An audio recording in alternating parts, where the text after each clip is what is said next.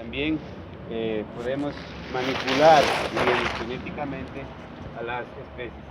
El programa de mejoramiento genético que yo les indiqué es un programa que fue apoyado por Holanda con el fin de saber cómo se adaptan nuevas especies. Aparentemente son especies que ustedes ya han visto, pero en esencia son otras especies.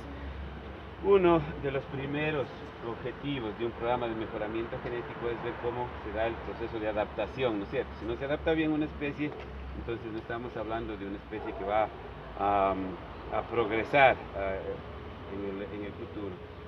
Y las especies que se tomaron en cuenta son, yo les voy a decir en nombre científico, para que ustedes me digan, escriban también con nombre científico. Si tienen un problema, lo averiguan en el internet. Una de las especies es el ciprés, el nombre científico. Háganse más acá, por favor. Apéguense, cuidado a los vehículos. Cuidado a los vehículos. Pueden hacerse más acá, clarita o más acá, pero esta especie es el ciprés. Y nosotros en el Ecuador tenemos el Cupressus, el nombre científico es Cupressus macrocarpa y Cupressus lusitanica. La especie que ha estado ya tratando de introducirse desde muchos años anteriores es el Cupressus macrocarpa, y nosotros hemos ingresado otra especie que se llama Cupressus lusitanica. No les voy a decir qué se diferencia porque no es ese el propósito. Otra especie que nosotros tenemos aquí, ven ustedes como un fideíto cabello de ángel, ¿no? Ese es el Pinus, es el pino, y el nombre científico es Pinus tecunumani. Pinus tecunumani, con doble I termina. Escribirán bien, si hay una falla en la escritura, quiere decir que eso ya se considerará para la evaluación. El Pinus tecunumani.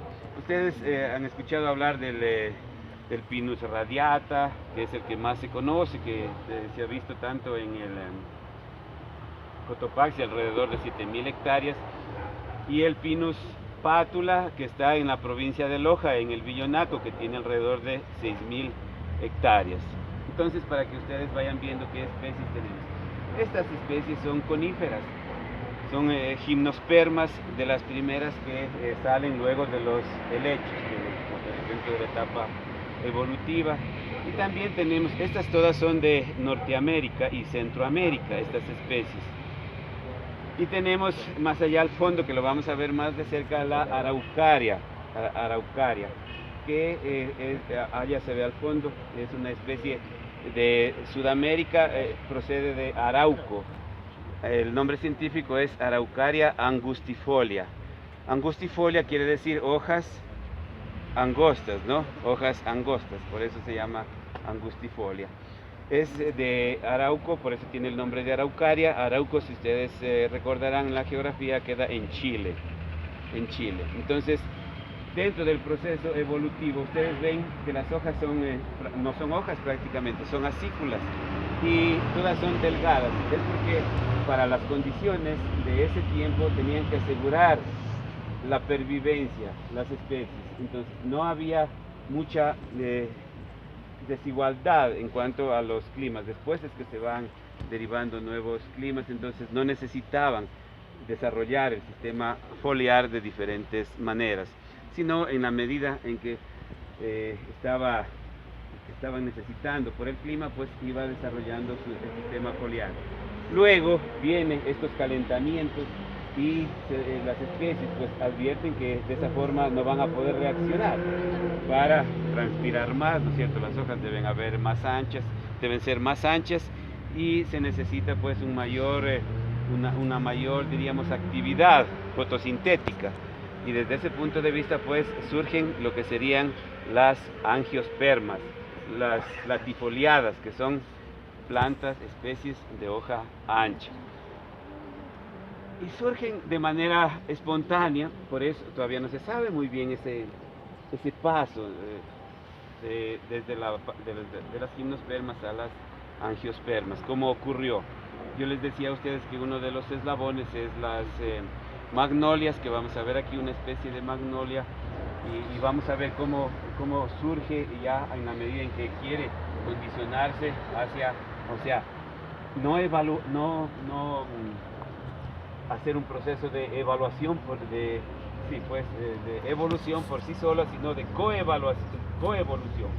Coevolución es cuando tiene que existir correspondencia también, porque ya ustedes saben, aparecen las flores, con las especies que son agentes polinizadores.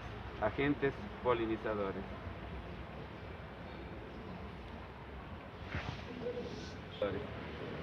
Y eso voy a explicar cuando estemos con la magnolia. Justamente cuando ocurren esos cambios de temperaturas, de precipitaciones, es que comienzan a asomar lo que serían las angiospermas.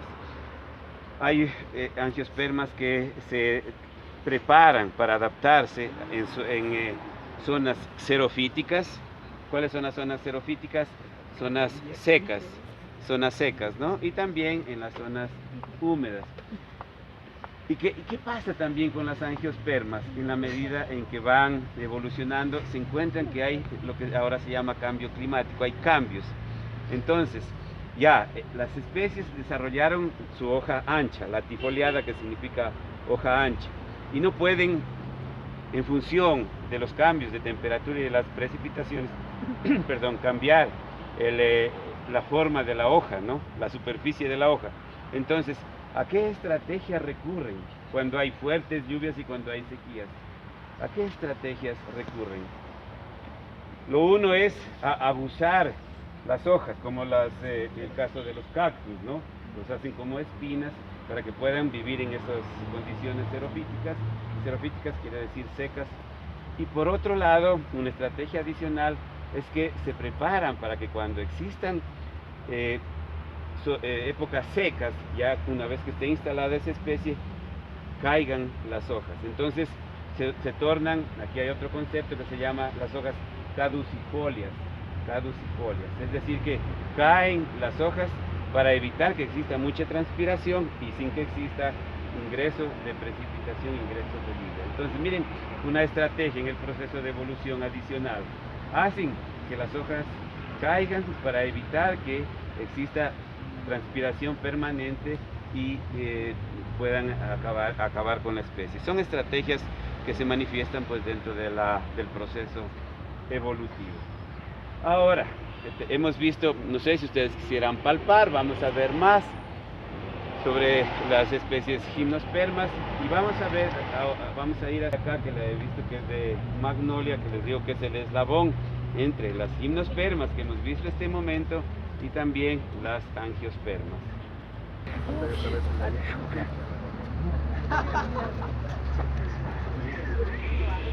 Este es el pino. Que después de los helechos vinieron las gimnospermas y estuvimos viendo coníferas. No son las únicas, estas especies que están aquí. Hay otro género, jingo, que se llama, que existe en Asia, también son coníferas. Y la especie central es la Jingo biloba, no seguramente ustedes han escuchado. El nombre científico es Jingo biloba, que ahora la utilizan mucho los asiáticos y se distribuye en todo el mundo por fines medicinales. Ponen de cualquier planta con el propósito de vender como Jingo biloba y dicen que salva todo. Y una vez le pregunté a uno que vendía Jingo biloba, una tía decía que quiere adelgazarse y le pregunté qué era, y me dijo Jingo biloba, que era bueno. Y le digo, pero tengo otra tía que quiere engordar, y dice, también Jingo biloba. Y le digo, pero ¿para qué sirve mismo? Dice, es para lo que usted quiera. Miren ustedes con el afán de vender lo que dicen.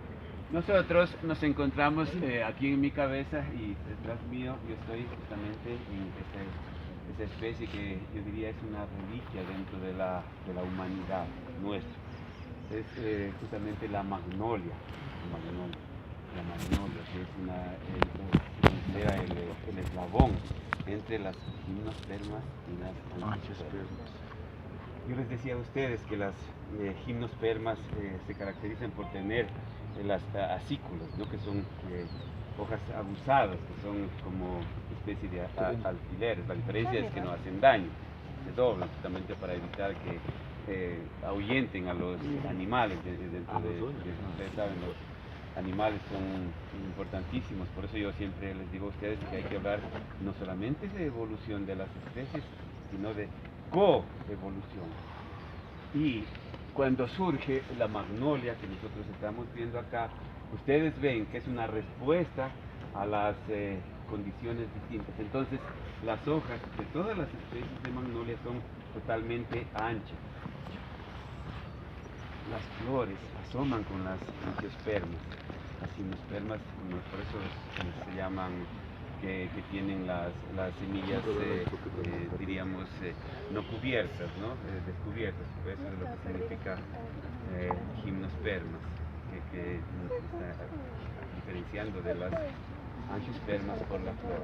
Entonces, las angiospermas, surge aquí esta magnolia con el deseo de poder subsistir a esas nuevas condiciones, pero ¿qué ocurre? Que las hojas son extremadamente anchas, o sea que ustedes ven, son bastante gruesas, rústicas, y lo mismo ocurre con la flor. Los pétalos son también bastante, casi como esto, porque ustedes saben que la flor evoluciona de las hojas. Ustedes han visto, por ejemplo, la estrella de Panamá, que son exactamente como las hojas, pero solo cambia el color. Es que de las hojas asoman las flores. De las hojas asoman las flores. Entonces, tenemos estas hojas anchas, son gruesas, ¿no es cierto? ¿Por qué? Porque cuando se da ese cambio en el proceso de evolución, los insectos no eran tan pequeños. Habían los escarabajos, no habían hormiguitas, no habían abejitas, no habían picaflores, que son agentes de polinización, es decir, que se encargan de del cruzamiento con el polen para que surjan nuevas plantas, para que exista la semillación. Al ser una evolución de las hojas, al ser las flores una evolución de las hojas, también salen los pétalos bastante gruesos, son hermosos, son blancos con los pistilos amarillos y rojizos para atraer a los insectos. Pero si ustedes se imaginan, no veo una flor, una hoja que esto se convierte en un pétalo más adelante, ¿no es cierto?, en el proceso evolutivo, era bastante rústico. Pero eso le sirvió, porque eran escarabajos grandes, y si hubiera sido por ejemplo, como una rosa, los pétalos que son delicados, ¿no?, que se regalan a su novio para conquistar o para algo, no sé. Entonces, porque es el cumpleaños, entonces necesitaban que soporten esas rosas, soporten esas flores, ya no como rosas, soporten a los insectos de ese tiempo, que eran los escarabajos grandes, pesados, de algunos gramos, que tenían mayor gramaje que lo que tiene ahora un picaflor. Un picaflor no tiene mucho.